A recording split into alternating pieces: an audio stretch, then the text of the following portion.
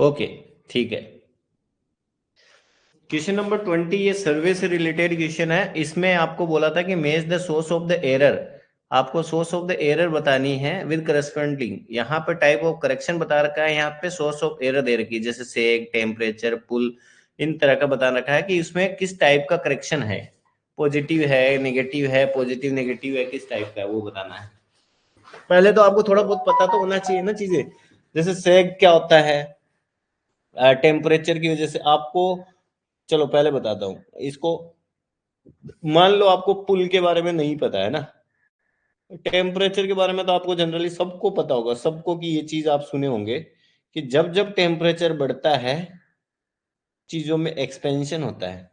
जैसे एग्जांपल, आपने 8 और 10th क्लास में पढ़ा होगा कि जो आपकी रेल की पटड़ियां हैं वो गर्मियों के टाइम पे उसमें ऐसे गैप छोड़ा जाता है। जब भी आपकी पटड़ियां बनती है,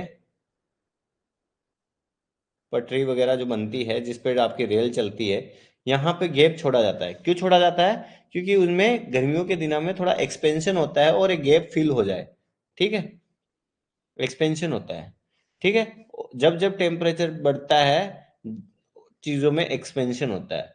और टेम्परेचर में अगर कमी आती है, मतलब कि ठंड वगैरह होती है, तो उसमें सिकुड़न आती है, मतलब वो सिकुड़ता है। ठीक है, तो ये जो टेम्परेचर है उसमें क्या होगा, पॉजिटिव भी करेक्शन हो सकता है, नेगेटिव करेक्शन भी हो सकता है। तो टेम्परेचर का तो आपको ये पता है कि आइदर पॉजिटिव होगा या नेगेटिव होगा, तो उससे आप एलिमिनेट कर सकते हो। अब आपने ये एलिमिनेट किया और ये एलिमिनेट किया। ठीक है, अब आपको इससे तो आपको 50% चांस रहा है ना, दो ऑप्शन कट गए तो मतलब 50% है। इस तरह भी अगर ऑप्शन कट जाए तो आपको वैसे क्वेश्चन अटेंड करके आने हैं, है ना, छोड़ के नहीं आना होता है।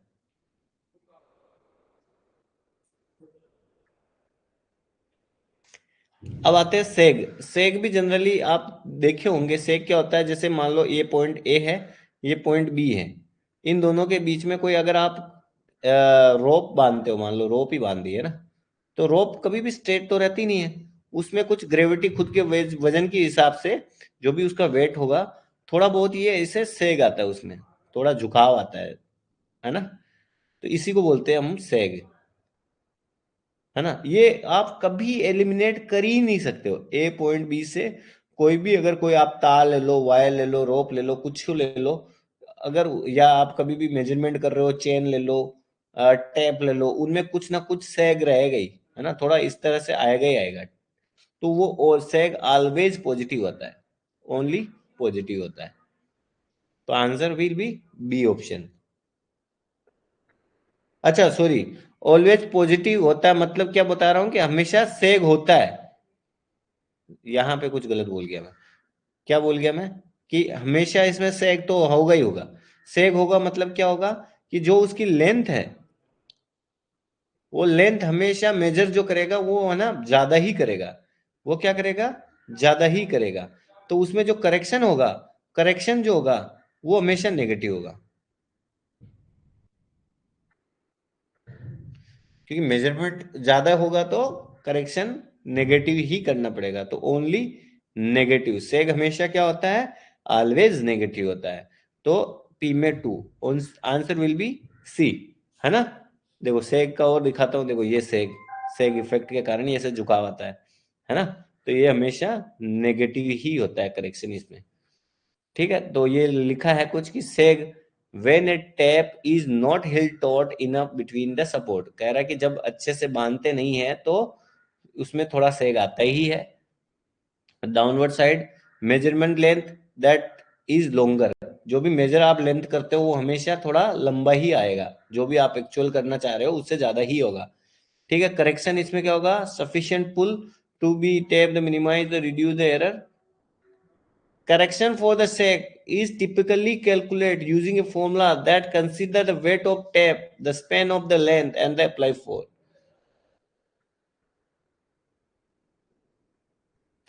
एक टेम्परेचर वाला होता है, टेम्परेचर की वजह से मैं बताया था कि कभी पॉजिटिव भी हो सकता है, कभी नेगेटिव भी हो सकता है ना। ये देखो यहाँ पे कि expand when heated and contract when cool down.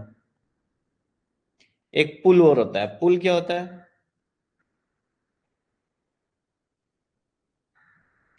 पुल का फॉर्मूला तो आप जब तैयारी कर रहे होंगे तब पढ़े होंगे। पुल क्या होता है, पुल करेक्शन कैसे करोगे? पुल करेक्शन का फॉर्मूला पढ़े थे ना?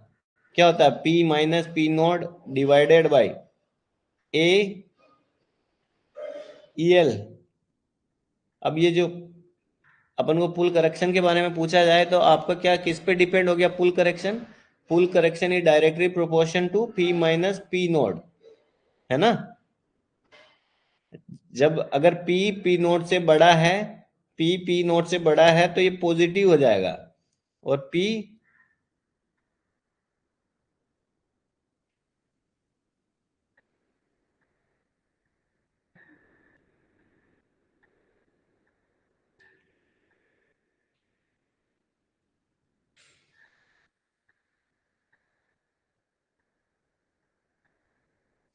है ना, और पी नोट से छोटा है तो वो क्या हो जाएगा, नेगेटिव हो जाएगा, है ना?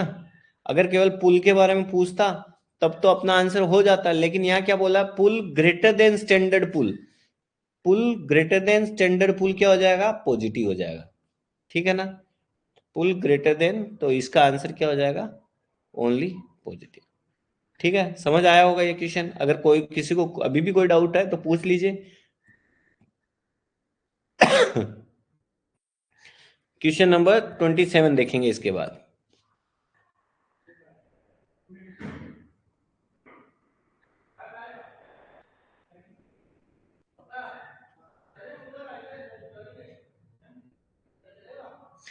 अच्छा, क्या बोलना चाह रहे हो भाई? हर्ष आप बोल रहे हो विजिबल है, राहुल बोल रहा है कि विजिबल नहीं है, हर्ष बोल रहा है, तो विजिबल है कि नहीं है?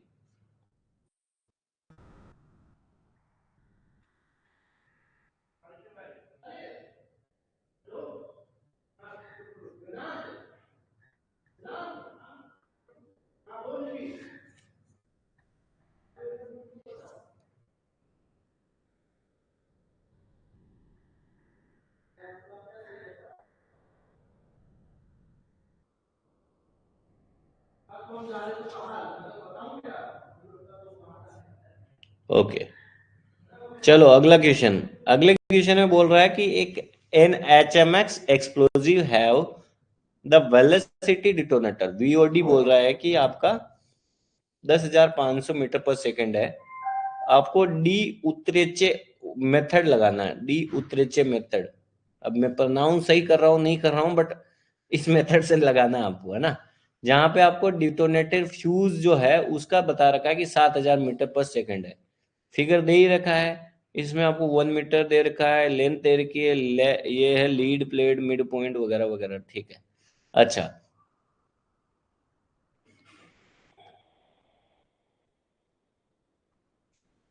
नाम लिखता हूँ यार, याद हो जाए मेरे को। The Dautriche method. The Dautriche method के अकॉर्डिंग क्या होता है कि V O D equal to क्या होता है, D V node divided by 2 × L। ठीक है, जहां वीओडी जो दे रखा है, वीओडी क्या दे रखा है, वेलोसिटी ऑफ डिटोनेटर, वो दे रखा है 10,500। ठीक है, डायरेक्ट फॉर्मूला बेस्ड क्वेश्चन है ना। डी क्या दे रखा है, डिस्टेंस, डिस्टेंस क्या है इस पॉइंट से इस पॉइंट, एक्सप्लोजिव वाला है, तो वो हो गई 1 × V0। वो क्या हो गया, डिटोनेटर ऑफ फ्यूज, ये क्या है, detonator of detonating fuse, VOD है ना। वो कितना हो गया, 7,000 डिवाइडेड बाय 2 × L। एल क्या हो जाएगा, एल तो निकालना है ना हमको, ये देखो कि the impression mark on the lead plate will be obtained at the distance of L. तो एल अपन को निकालना है कि कितने पे मार्क आएगा। तो अब तो जस्ट आपको एल ही निकालना है, तो एल इधर आ जाएगा 7,000 डिवाइडेड बाय 10,500 × 2। ये डिवाइड करता हूँ तो ये आएगा शायद 0.4 के आसपास होगा। पर यहाँ क्या है, 2 डेसिमल तक निकालना है, तो आपको थोड़ा एग्जैक्ट करना, वहाँ कैलकुलेटर मिला ही होगा ना। 10,500 डिवाइडेड बाई 2.33।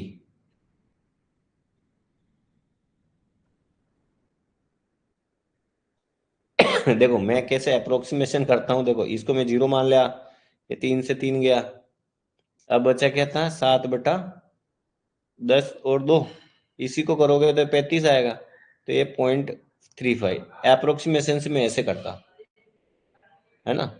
लेकिन अपन को यहाँ बोल रहा राउंड ऑफ तो 2 डिसिमल वगैरह ऐसी बकेती रहे, तब आपको पूरा ही सोल्व करना है। क्वेश्चन नंबर 28, इसमें बोल रहा है कि hydraulic fracturing method, hydraulic fracturing method से आपको डिटरमाइन करना है मेजर, मेजर वाला, ये मेजर प्रिंसिपल हो गया सिग्मा 1, और माइनर वाला हो गया सिग्मा 3, ठीक है। मेजर, ये माइनर, ठीक है। और क्या दे रखा है, टेंसाइल स्ट्रेंथ टी नोड दे रखा है, वो है 6 मेगा पास्कल। माइनर वाला दे रखा है 8 मेगा पास्कल। और क्या दिया है, if the fluid pressure P F, fluid pressure दे रखा है 10 मेगा पास्कल। तो आपको बोल रहा है कि मेजर, मेजर सिग्मा 1 निकालो, मेजर प्रिंसिपल स्ट्रेस निकालो, और इसको भी राउंड ऑफ करना है 2 डेसिमल तक। देखो आपको जब भी fracture initiation pressure break down करना है तो उसका एक फॉर्मूला आता है, pressure equal to 3 sigma H, sigma minus sigma H, small H है ये, और ये कैपिटल एच है, ये 3 0। तो जो ये सिग्मा एच है उसको बोल रहा है कि मिनिमम हॉरिजॉन्टल इन सिटू स्ट्रेस, या इसको आप सिग्मा 1 भी बोल सकते हो, ठीक है।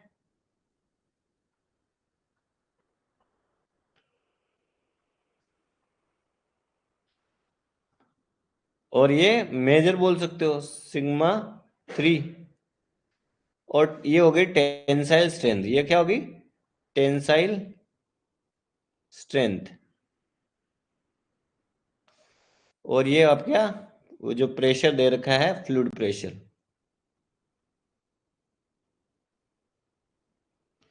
ठीक है। अब आपको निकालना क्या है, मेजर वाला निकालना है। तो सिग्मा 3 बाहर निकाल लिया मैं, ये आ गया 3 sigma 1 minus P of F plus T node. अब आपको सिग्मा 1, जो सिग्मा 1 अपन को कितना दिया है, जो माइनर वाला है, माइनर वाला कितना था, सिग्मा, माइनर को सिग्मा 3 माने थे, ये सिग्मा, उल्टा लिख दिया मैं ना।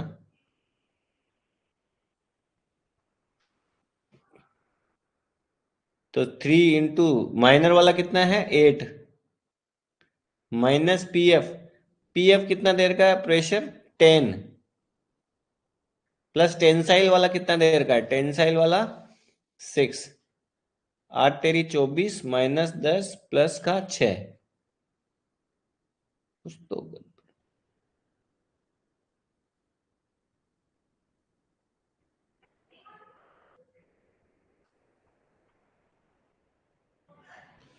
तो कितना हो गया ये इससे गया तो 14, 14 प्लस 6 20 मेगा पास्कल।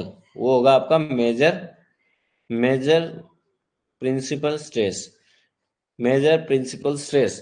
मेजर और देखो major principal stress, minor principal stress, and आपका जो टेंसाइल स्ट्रेंथ और प्रेशर, इन चारों में एक रिलेशन होता है। वो क्या होता है, fluid pressure equal to 3 of minor, minor stress minus major stress plus tensile stress, ठीक है। इसमें जो वैल्यू दी है वो रखना है, उसको अच्छे से सोल्व करना है, आपका आंसर आ जाएगा। क्वेश्चन नंबर 35, इस क्वेश्चन में आपको क्या निकालने हैं, break even cut off grade, break even cut off grade निकालनी है। Break even cut off grade निकालने के लिए देखो आपको क्या दे रखा है, सेलिंग प्राइस दे रखी है, ठीक है, माइनिंग की कॉस्ट दे रखी है, और प्रोसेसिंग कॉस्ट दे रखी है, और उसके बाद में रिकवरी दे रखी है। देखो आपको क्या होता है, कभी भी जैसे ये इस सरफेस के नीचे आपका कोयला है या और है कुछ भी है ना, जैसे मान लो यहाँ पे कॉपर निका है, अब आप इसको ओपन कास्ट या अंडरग्राउंड किसी से मेथड से निकाल रहे हो, है ना, यहां से निकाल रहे हो, तो इसमें क्या हुआ, आपका क्या क्या कॉस्टिंग लगा, आपको इसको सेल करने के लिए, इसको सेल करोगे इससे पैसा आएगा ना, तो ये सेल किया। और इसमें कॉस्ट कौन कौन सी, पहले आपने माइनिंग के लिए मशीनरी लगाई, आपने मशीनें लाई अलग अलग, है ना, माइनिंग कॉस्ट लगाओगे, या फिर उसको माइनिंग कॉस्ट बोल लो ना, कि कितना माइनिंग कॉस्ट, माइनिंग कॉस्ट में सब तरह की कॉस्ट आ गई, कि आपका मशीन का डीजल कितना लगा, मशीन में कैपिटल इन्वेस्टमेंट कितना लगा, आपकी सैलरीज आ गई, तो ये सारे के सारे माइनिंग कॉस्ट में आ गए। फिर उसमें कौन सा जोड़ोगे, प्रोसेसिंग कॉस्ट। प्रोसेसिंग कॉस्ट मतलब कि जैसे आपका यहाँ से आपने और निकाला, और क्या होगा, डायरेक्ट मार्केट में थोड़ी सेल कर सकते हो, वरना तो यहाँ पे जो आदमी जाएगा वो जेब में भर भर के ले आएगा ना, तो उसको नहीं करोगे, प्रोसेस होता है वो, प्रोसेसिंग प्लांट में जाता है वो, प्लांट में जाता है, उसमें आपका उसका मिलिंग बोलते हैं ना, उसमें बहुत सारा प्रोसीजर होता है, बहुत सारे केमिकल डालते हैं, उसको बारीक चूर्ण बनाते हैं, फिर केमिकल डालते हैं, और अलग अलग केमिकल पे, जैसे मान लो एक और है, अब उसमें लेड भी है, जिंक भी है, और अलग कॉपर भी, लेड जिंक और सिल्वर है, सिल्वर भी है, गोल्ड भी है, ऐसे चार पांच मेटल है। तो आप उसको पहले तो उसको चूर्ण में बना दोगे, मतलब बहुत सारे प्रक्रिया मिलिंग में जाएगा और बारीक बारीक में बना, अब इसमें अलग अलग केमिकल डालोगे, जिससे क्या होगा, एक लेड अलग से निकलेगा, फिर अलग केमिकल डालोगे, जिंक के साथ रिएक्ट करेगा, ऐसे सिल्वर के साथ, तो इस तरह से आप अलग अलग करते हो, उसको बोलते हैं प्रोसेसिंग। तो आपकी प्रोसेसिंग प्लांट में और माइनिंग कॉस्ट दोनों को जोड़ोगे, ठीक है, वो सारी कॉस्ट जो होगी वो सेलिंग, जो आप सेल कर रहे हो उससे ज्यादा होनी चाहिए, मतलब एटलीस्ट उतने के बराबर होगा, तब उसको बोलते हैं ब्रेक इवन, ठीक है। तो अब आपका क्या हो गया, फॉर्मूला क्या होता है, break even cut off grade equal to जो भी माइनिंग की कॉस्ट है, और आपका क्या हो गया, processing cost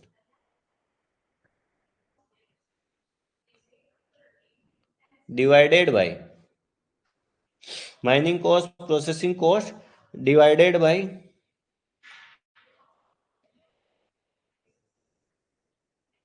selling price and divided by recovery, कितना आप रिकवरी है उस, इससे आपको क्या निकालना है, अच्छा break even cut off grade ही निकालना, तब तो इजीली फॉर्मूला बेस्ड क्वेश्चन है। अब माइनिंग कॉस्ट कितनी दे रखी है आपको, 500 रुपया, 500 रुपया per ton, plus processing cost 2000, processing में ज्यादा खर्चा हो रखा है, डिवाइडेड बाय सेलिंग प्राइस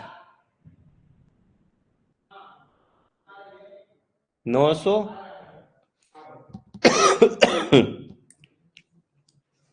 और रिकवरी कह रहा है 70% रिकवरी है, तो अगर इसको 70 डिवाइडेड बाई 100, 0.7, तो रिकवरी कितनी है, 0.7, जब इसको करोगे तो ये 2500 डिवाइडेड बाई 900 डिवाइड बाई 0.7,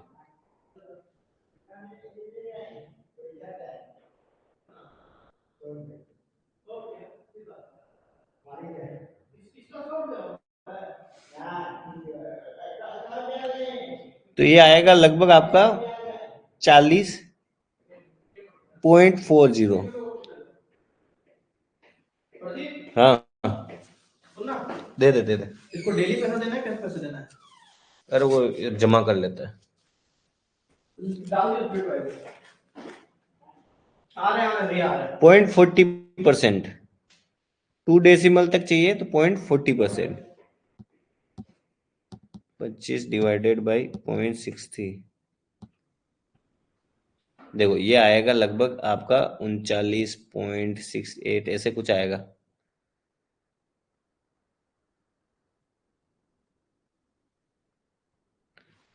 अब इसको परसेंटेज में चेंज करोगे, क्योंकि इग्नोरिंग द ब्रेक इवन क्या होता है, परसेंटेज में निकालना है, तो डिवाइड बाई 100 करोगे तो आएगा 0.3968। अब आपको ये कन्वर्ट करना तो आता होगा कि 0.3968 है, अब ये 6 से बड़ा है 8, तो इसमें जोड़ेगा तो ये क्या आ जाएगा, 0.397, ठीक है। अब इसको 2 डिजिट में बताओगे, क्योंकि 2 डेसिमल पूछा है, तो ये 5 से बड़ा है तो इसमें 1 ऐड कर दोगे तो क्या आएगा 0.40%। तो ब्रेक इवन क्या आ जाएगी, ब्रेक इवन ग्रेड क्या हो जाएगी 0.40। ठीक है, ठीक है। चलो क्वेश्चन नंबर 37।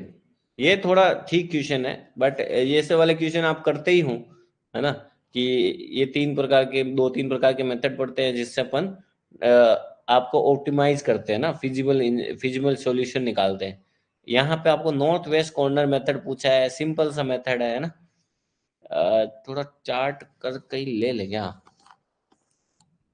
बार बार नहीं लिखना पड़ेगा यार मेरे को, इसको कॉपी पेस्ट कर लेते हैं।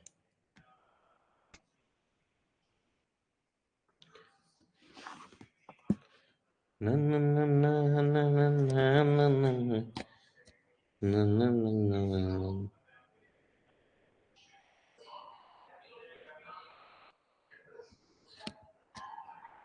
अरे क्रॉप का ऑप्शन किधर गया।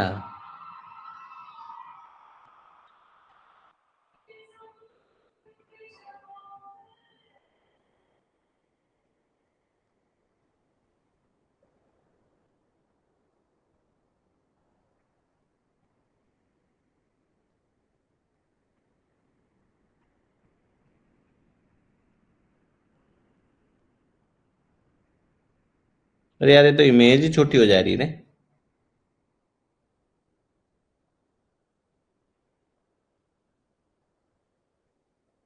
हम्म।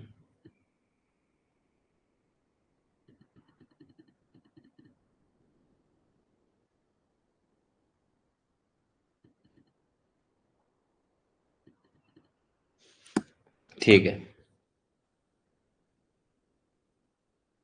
अब इस वाले क्वेश्चन में क्या होगा कि आपको नॉर्थ वेस्ट कॉर्नर मेथड निकालना है ना। नॉर्थ वेस्ट कॉर्नर मेथड में देखो यहाँ पे क्या ध्यान रखना है, इस वाले को, इस वाले को, एक मेथड होता है जिसमें लिस्ट लिस्ट वाला चलता है।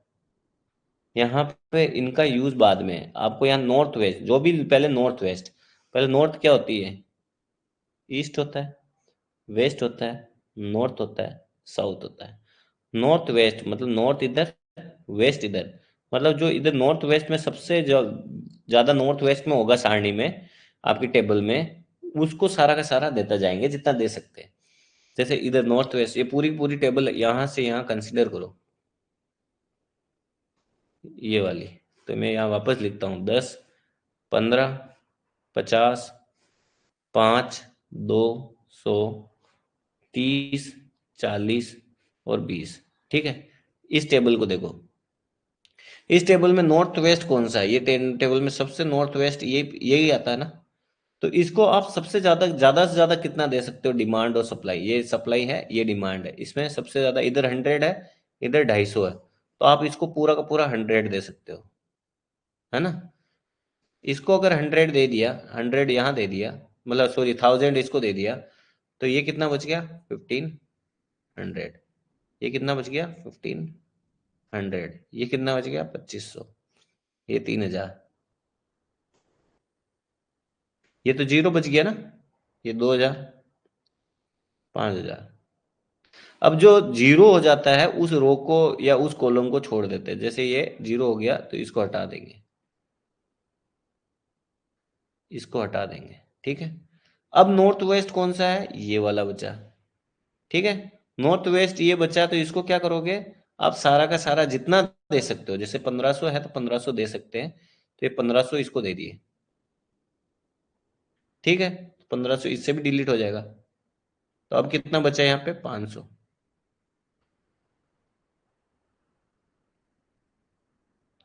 ठीक है, ठीक है बुझेला।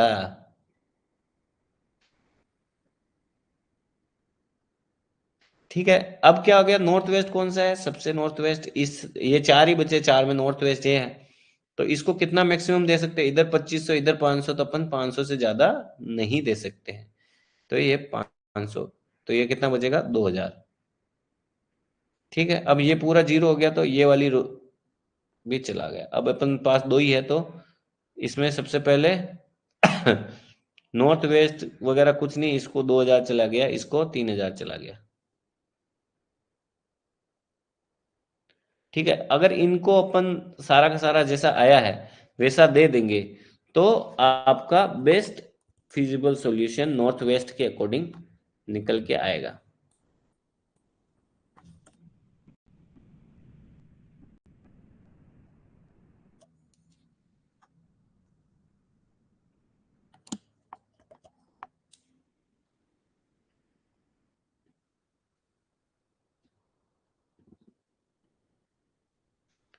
ठीक है, अब यहाँ पे क्या क्या निकल के आया,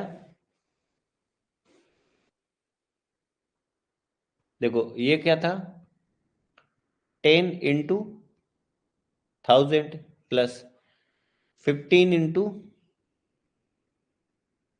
15 1500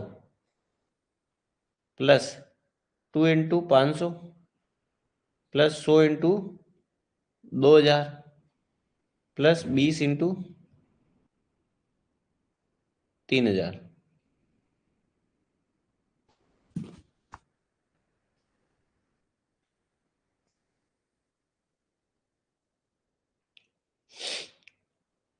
10 into 1000, 15 into 1500, 2 into 500, 100 into 2000, 20 into 3000।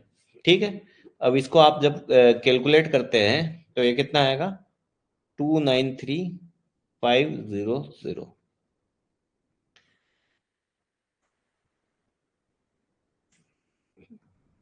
Option number C. समझ में आया ना क्या होता है नॉर्थ वेस्ट में, सबसे नॉर्थ वाला ले लेंगे, फिर जो बचा उसमें नॉर्थ वाला ले लेंगे, ये बचा था, फिर इसमें इसमें कौन सा नॉर्थ वाला था, ये था, फिर ये चला गया, फिर ये और ये।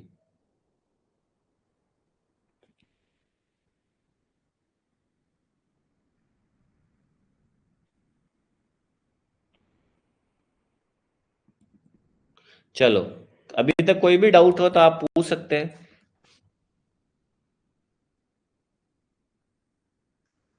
गुड आफ्टरनून अभिषेक।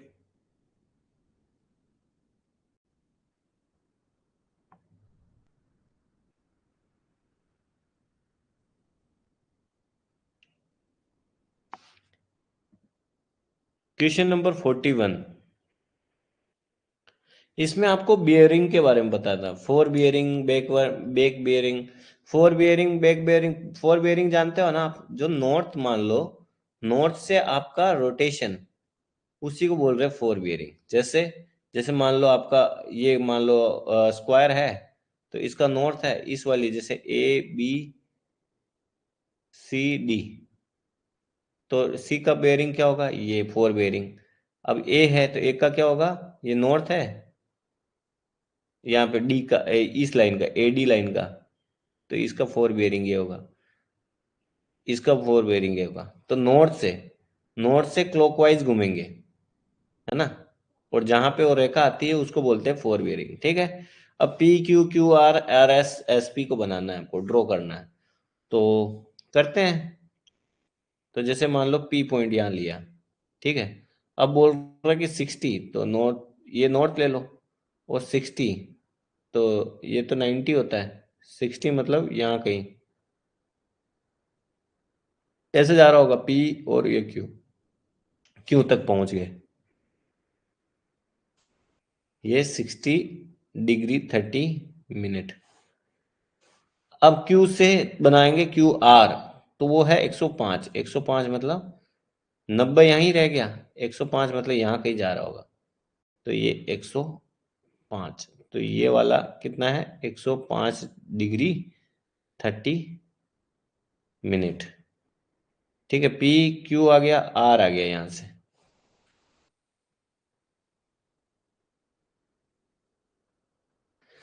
अब R से क्या होगा, ये बोल रहा है RS, तो नॉर्थ यहाँ है, यहाँ से कितना 310, तो यहाँ तक 180 आ गया, यहाँ तक 270 आ गया, तो यहाँ पे 220 ही चाहिए, तो इन दोनों के बीच में, तो यहाँ कहीं जा रही होगी रेखा, तो RS, ये जो एंगल है वो कितना है, 220 डिग्री 30 मिनट। ठीक है, और ये आर एस को जो मिलाते हैं, तो ये जो एंगल है, ये वाला एंगल, ये है 310 डिग्री 30 मिनट। ठीक है, यहां तक बनाना में कोई दिक्कत नहीं आनी चाहिए आपको।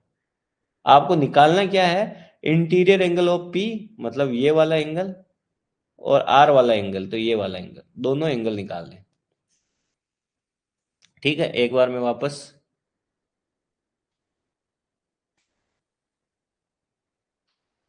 ये पी क्यू आर एस, पहले पी एंगल निकालने में फोकस करते हैं। तो ये आपको क्या दे रखा है, 60 डिग्री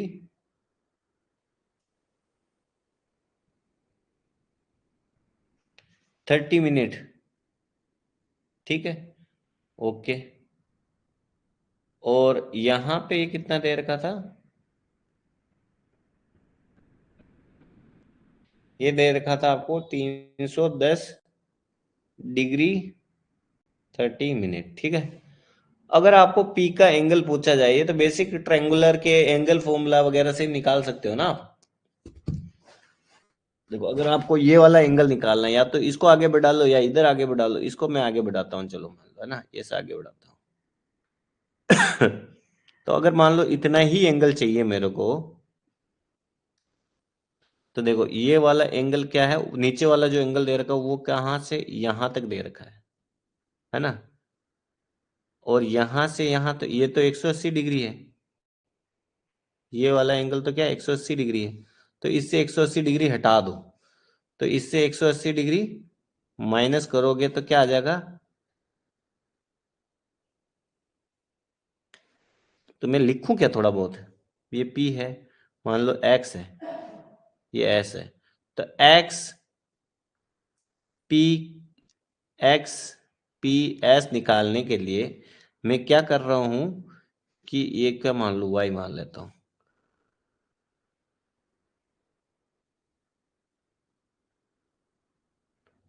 XPS निकालने के लिए मैं क्या कर रहा हूं,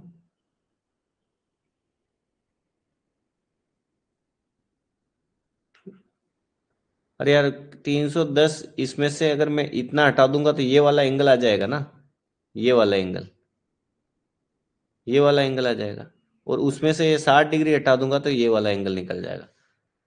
क्या करा मैंने कि जो 310 डिग्री 30 मिनट में से 180 घटाया, 180 घटाया तो अपने पास कौन सा वाला एंगल आ गया, ये वाला एंगल, यहां से ये एंगल है ना। अगर ये वाला एंगल आ गया, उसमें से भी अगर ये 60 डिग्री 30 मिनट माइनस कर लूंगा, 60 डिग्री 30 माइनस कर लूंगा, तो अपना पी एंगल निकल आएगा। पी एंगल कितना निकल आएगा, देखो इससे गया तो 30 30 60 गया तो ये 250, तो ये लगभग 70 डिग्री। तो ये आया, ये जो यहां से यहां,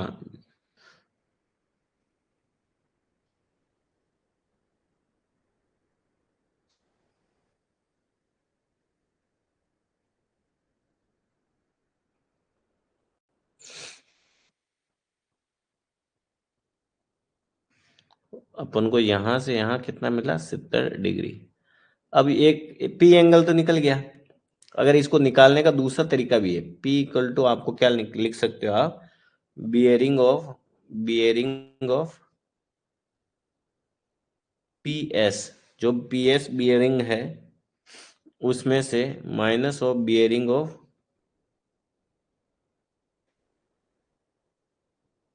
पी क्यू, जो पी क्यू है उसका बियरिंग माइनस कर दोगे तो आपका निकल जाना चाहिए। तो एस पी एस का बियरिंग क्या होगा, जो 310 डिग्री 30 मिनट में से 180 घटाओगे तो पी एस का बियरिंग आया।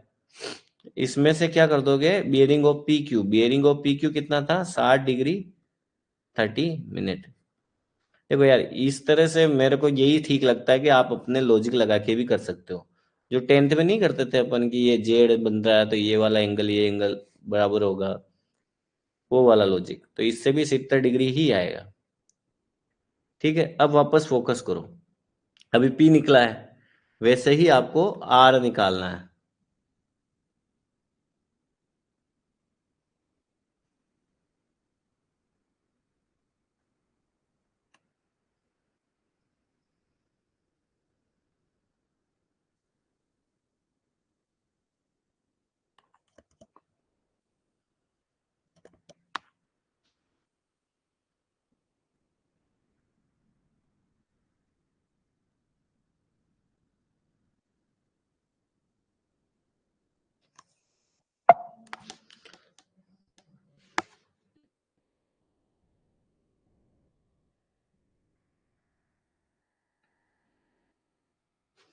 अब यहाँ पे आपको क्या निकालना है, आर निकालना है। आर निकालने के लिए क्या करना पड़ेगा, जैसे कि आर क्या है, ये वाला एंगल, ये वाला एंगल आर, ये आपका क्यू है, ये पी है, ये एस है।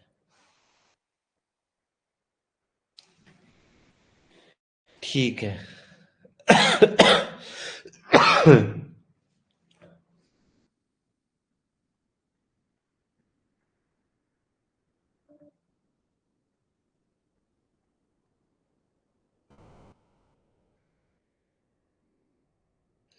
तो इसमें से देखो, यहां से लेके ये देर का आपको 220 डिग्री 30 मिनट,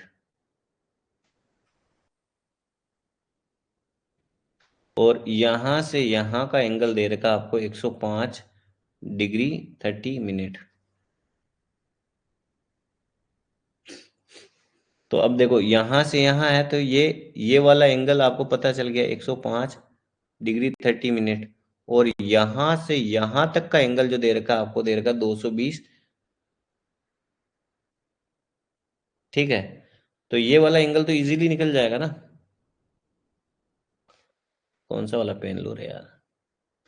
देखो, अगर ये वाला एंगल तो अब आराम से निकल जाएगा, क्या आ जाएगा, 220 डिग्री 30 मिनट में से अगर आप 105 डिग्री 30 मिनट निकाल दोगे, तो वो वाला एंगल क्या आ जाएगा, ये वाला एंगल। लेकिन आपको क्या चाहिए, अंदर वाला एंगल चाहिए। अंदर वाला एंगल क्या होगा,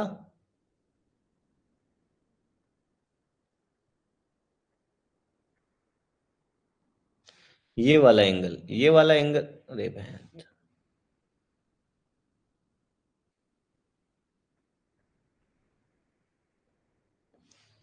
ये वाला एंगल अगर आपको निकालना है तो ये क्या हो जाएगा, इसमें क्या कर दोगे आप, ये एंगल निकला, उसमें से आप ये टोटल को 180 डिग्री से माइनस कर दोगे,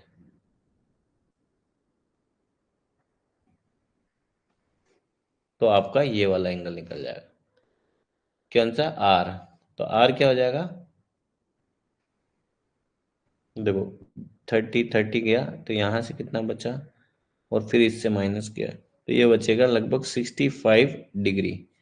65 डिग्री, तो ये आपका 65 डिग्री निकला, और वो वाला कितना निकला था, 70 डिग्री। ठीक है, इसका भी दूसरा तरीका है। इसका क्या है, अगर आपको interior angle, interior interior R निकालना है, तो आप क्या लिख सकते हो, bearing of R Q minus bearing of R S. R Q और आर एस का जो बियरिंग है वो लेना है, तो बियरिंग ऑफ आर क्यू क्या होगा, 105 डिग्री 30 मिनट प्लस उसमें 180 जोड़ देंगे, तो ये बियरिंग ऑफ आर क्यू हो गया, आर पी आर क्यू। इसका बियरिंग ये हो गया, minus bearing of R S. Bearing of R S दे रखा है 220 डिग्री 30 मिनट। यहाँ से भी सोल्व करोगे तो भी वही आएगा। ठीक है। अच्छा, लास्ट क्वेश्चन पे आ गए अपन। अभी तक कोई भी डाउट है तो आप पूछ सकते हैं, वरना ये आपका लास्ट क्वेश्चन रहेगा।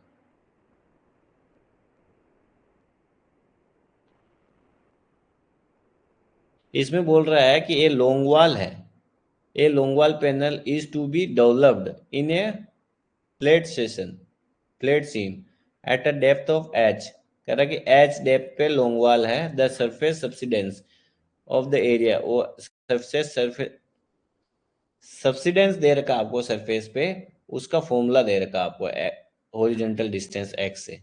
और एक और क्या बोल रहा है कि एस मैक्स क्या है, मैक्सिमम सब्सिडेंट एट द सेंटर। ठीक है, एस मैक्स तो मैक्सिमम सब्सिडेंस है।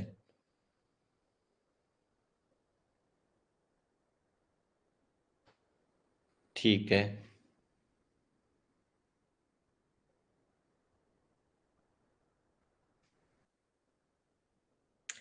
लेते हैं कि चलो एस एक्स बराबर एस मैक्स के बराबर है।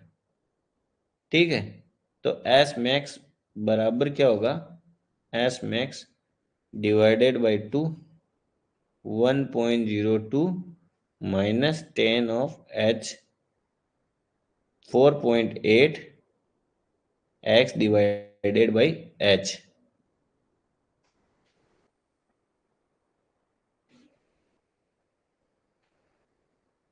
ये इससे कट गया, इधर आया 2 equal to 1.002 minus 10 of H 4.8 X by H. यहाँ से निकल आया 0.0998, ये इधर गया ये इधर गया, तो ये आया 10 H 4.8 X divided by H. अब आप 10 एच, जो 10 एच है उसका इनवर्स कर लोगे 0.998, उधर कितना बचेगा 4.8 एक्स डिवाइडेड बाई एच। तो इसका जो वैल्यू आएगा वो आएगा 3.35 बराबर 4.8 एक्स डिवाइडेड बाई एच।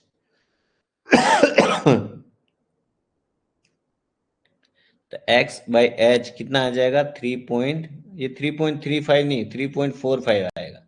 ये आपके नोट्स में भी गलत दिया है, मतलब जो आपको पीडीएफ भेजी होगी उसमें थोड़ा ये मुझे प्रिंटिंग मिस्टेक लगा, है ना। 3.45 डिवाइडेड बाई 4.8।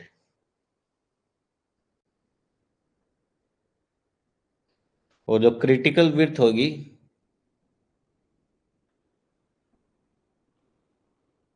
वो इसका ट्वाइस होगी, ट्वाइस। वो कितना आ जाएगा, ट्वाइस ऑफ 0.7 के आसपास होगी, तो आएगी 1.4।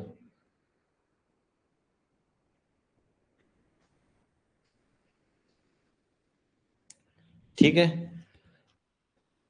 अभी उम्मीद है कि आपको सारे सॉल्यूशंस मिल गए होंगे। ठीक है, ये क्लास यहीं ख़त्म करते हैं। Bye bye.